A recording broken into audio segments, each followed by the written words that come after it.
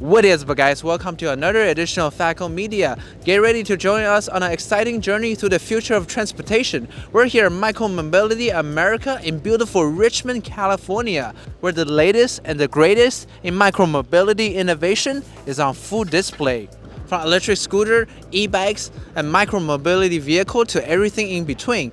We'll be taking you on a thrilling ride as we test drive these cutting-edge vehicles and chat with the brilliant minds behind this revolution. So fasten your seatbelt.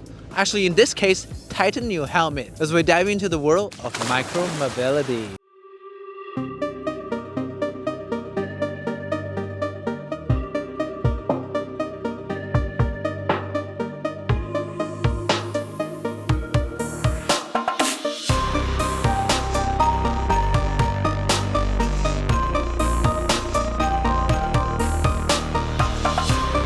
I'm here with Daniel from SARIT. As major cities are below 20 miles per hour as their average speed, why have a vehicle that goes at that speed? Why not have something that's a little bit below that speed, which is micromobility? So whether you are physically fit or not, it's raining, it's snowing, it's cold, it's hot, etc. So we wanted to provide something that makes you a little bit more comfortable. So why is it called SARIT? So it stands for safe, affordable, reliable, innovative transport. And I will say the first two are the most important parts of our company. The safe. So everything black here is a safety cage. So if you get sideswiped by a car, if you were on a bicycle or so forth, you'd be in trouble. But the idea here is that you get sideswiped and you're still safe. Every wheel has disc brakes, so it allows you to go from top speed to zero in about 5 feet. And then affordable, we want a solution that is about $7,000, $8,000. Can you tell us about the classification of this vehicle? Is it an e-bike or a small electric vehicle or what? Actually, all of the above. This is an e-bike, but it's a pedalless e-bike. So as soon as you remove the pedals, you're no longer in that category. And yes, we do want pedals on e-bikes. But those who have some mobility issues might have a different point of view about that. So we wanted to create something that's a little bit more inclusive. So we're working first with our Ontario government. They're actually calling this an urban mobility vehicle. We want to come to America as quickly as possible. We're seeing a lot of the same issues here as we're seeing in Toronto in terms of congestion, amount of time it takes, and as well parking. This is a vehicle 1/4 the size of a car. So 4 fits in the parking space. Another neat feature is that this is charged in a normal household plug. Oh, and a nice cool feature on a hot day. If you... it's like a Jeep. Okay. Why you are here today for micromobility? So I came to the event they did in Europe earlier in the year, and I was interested to come to the US one to see kind of the differences between the micromobility industry in Europe and the US. This has taken place in other parts of the world, in Amsterdam and stuff. It's such a cool way that people are using to commute and get around now. After launching Europe and Asia, we tried to launch US market, and so we came with our bikes. We had the nicest e-bike on the show. Yeah, I can tell. First of all, it doesn't look like an e-bike. It looks like a very vintage. Yeah. From the outside, you could almost think it's a mechanical one, but then you open the saddle and there is a battery inside. You can remove it. Oh, it's like a tube. Exactly. Wow, I've never seen anything like this. So I'm with Stefan from Swobbee. We originally started as a battery designer, and then at some point we noticed that what is actually missing is not a swappable battery. There's many of those, but what it actually needs to make micromobility successful and enable it on a commercial and global scale is a battery swapping infrastructure. And that's why we started to design and also manufacture our first battery swapping station. And what really differentiates us is that our battery swapping station is multi-modular, which means we can incorporate many different battery types, and we don't have our own vehicle like many other companies who have got like one battery, one station, one vehicle, a completely vertical integration. We have a horizontal integration, which means we can run multiple different brands on our network, which makes us like the only neutral entity for battery infrastructure. So what are you looking to do in America? We've got a DOT pilot with the DOT New York, mainly focusing on the delivery riders. So New York has this big problem with battery fires from delivery riders because they use basically low quality batteries that ride them too long over the lifetime of the battery. And what we are doing is we retrofit the bikes, they can use our battery, it doesn't cost them a cent. They sign up for a subscription, they pay $2 a day and they get flat rate swapping throughout the city, plus the warranty for the battery and replacement and all of that stuff. They never have to worry about battery infrastructure again. What do you think about the future of micromobility? There's going to be continuous innovation on the product side, on the software side. More people are interested in e-scooters and e-bikes in general. I'm here with Nico Nagel. from PAVE. PAVE was started by my brother and I with the idea to basically bring the ease of riding a bicycle to the motorcycle world without sacrificing the thrill and the utility that you get out of motorcycles. So we came up with a new concept, and this is our flagship model, the PAVE BK, which takes the best aspect of an e-bike. It's lightweight, intuitive, really easy to drive, but you still get that exhilarating feeling that you get when riding a motorcycle. And the idea is to really give people the ability to replace their short to medium distance car trips. Top speed's capped at 30 miles per hour, which means it's you don't need to have a motorcycle license to operate it. We've decided to have a bench seat so people of different heights can feel comfortable and find their best position on it. And then the battery gives you about 50 miles of range. We have 3 different drive modes, and in Eco you're going to go past that 50 miles, normal is 50 miles, and then Sport where the acceleration is really tuned up, and that's where you get the most drive fun. Charge time with our fast charger, it's an hour to 80%, and you can charge it at any standard outlet, and super easy. We've designed it, so take it out. This is the future with the swappable battery. Lastly, there's no physical keys, so everything is done through the PAVE Plus app. You can lock it, you can unlock it, you can track the bike, so there's anti-theft features built in, GPS and LTE, so if somebody tries to steal the bike, you'll get a notification. And we're also going to give people the ability to share their digital key with other people and have the ability to monetize their initial purchase of the PAVE bike.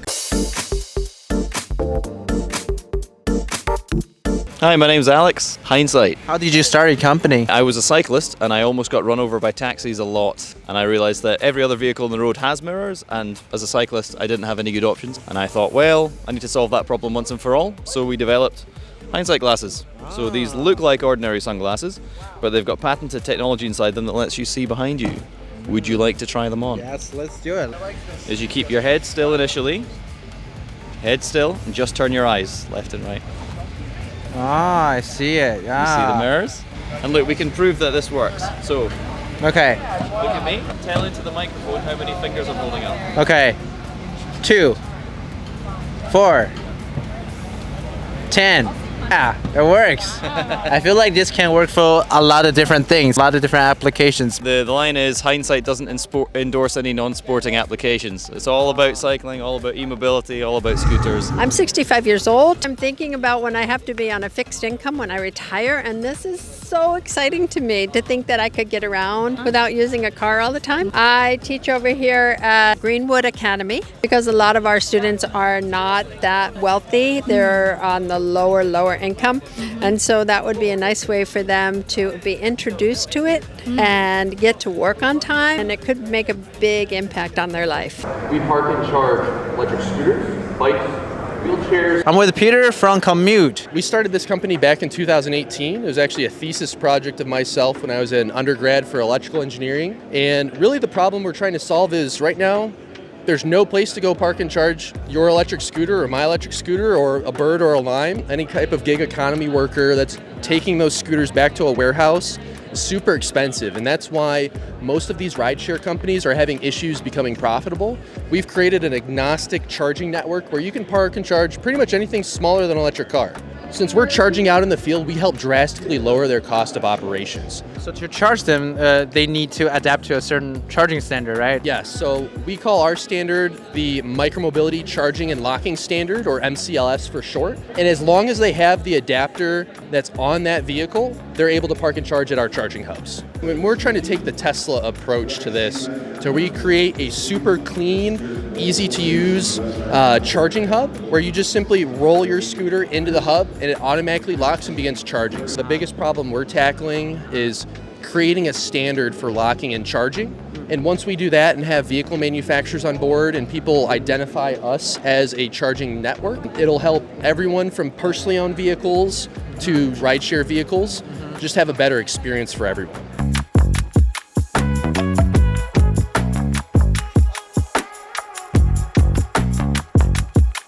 so I'm here with Jason from Swifty Scooters. Can you tell us about the new G500 and why you guys created this product? There's 4 areas that we're looking at to address: battery safety, rider safety, utility, and service maintenance and repair. We start with the rider safety. So the main thing is that we have dual suspension front and back. We have large wheels, a long wheelbase. The feedback that we've got today from people going out and trying it is that they just feel really comfortable. And that's what we were trying to do with the design. When it comes to the battery safety, we're the first company to ever put LFP batteries inside of a scooter. This type of chemistry, it's very hard for it to have thermal runaway, which is where the batteries catch fire. Also, the great thing about lithium ferrophosphate batteries is they have a very high charge cycle. So you can recharge and use this battery 3,000 times, as opposed to NMC batteries, which are like 300. The other thing that we're doing is utility. Being able just to carry your goods and shopping on the scooter is really important. So we have a front pannier, a rear pannier, and the pannier rack at the rear has the rails, so you can clip your normal cycling cargo bag onto the back. And then the final point is the service and maintenance. So all of our componentry is kind of bicycle spec componentry. It's all plug and play, so you'll be able to like unplug the light or the throttle if it's broken or damaged, plug it back in and repair it. Likewise with the controller and the battery, you'll be able to just replace it very easy. So we want to keep the rider up and running as quick as possible and keep them riding as long as possible. As comfortable as possible.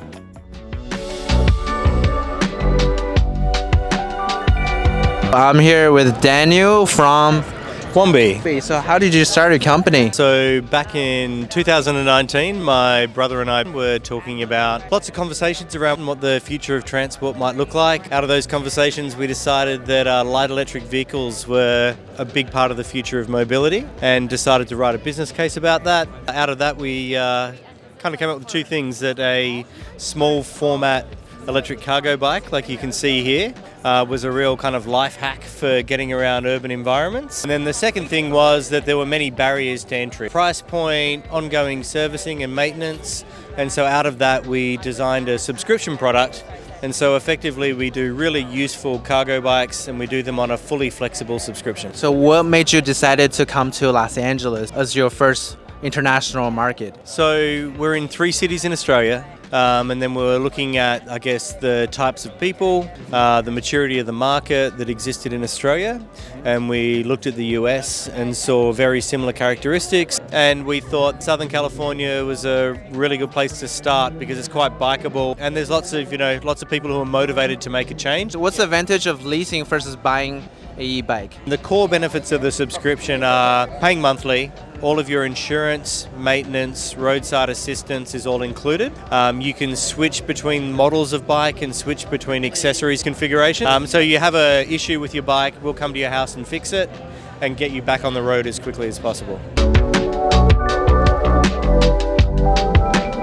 I'm here with Paul Vetrano. I'm the co-founder of WAVE, which is an electric vehicle manufacturer based in Anaheim, California. We have 3 brands, one of which is GEM. Historically, GEM's been a very commercially focused. We are on 500 college and university campuses around the country. We love that business, but as we're carrying the brand forward, we're really focused on the consumer market, both personally owned and shared. What classification is this vehicle? So GEM is called a low-speed vehicle, which is a class of vehicle under U.S. federal law. It has a maximum speed of 25 miles per hour. Fills in the gap, because 50% of all the trips, they're less than 2 to 3 miles. That's right. GEM is one of the only personal transport low-speed vehicles that's purpose-built. So most LSVs are adapted from a golf cart platform. We have individual bucket seats for every seating position, 3-point seat belts. Our standard charger plugs into a 110 wall outlet, and we have onboard charging. We also offer fast charging options. We also offer solar panels, which extend the range up to 40%. What was the most interesting project you guys had done? So what we're really excited about, which we announced yesterday actually, is a partnership with Joyride, which handles IoT in the vehicle. It's completely connected, keyless, can be tracked, turned on and off, payments made just like shared scooters and bicycles. Now operators are going to be able to add connected GEMs to their fleet, and we're super excited about that.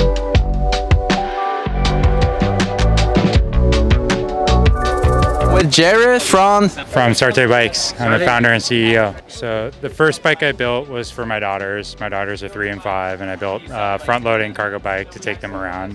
We had a great experience and just wanted to build bikes in British Columbia. So for me, it was a personal decision. We build bikes in Canada because I live there and I want to be close to my family. I have experience with manufacturing in China and Taiwan. I want to keep the final assembly close to home because it allows me to be responsive to the customers. If they have a special need or an interesting use case, I want to be able to adapt the bike to work for them. What's the advantage of a front-loading cargo? Front-loading cargo is great because it gives you the ability to replace car trips more than anything else on 2 wheels. For kids, it's experience like nothing else. Like they're in the front seat, they get to see the road and they love it. And then if you actually want to use the bike to replace a car, the bike is completely versatile. So you can load it up, you can do hardware store runs, grocery runs, and we want to empower users to use their bike like they do a regular pickup truck or a car.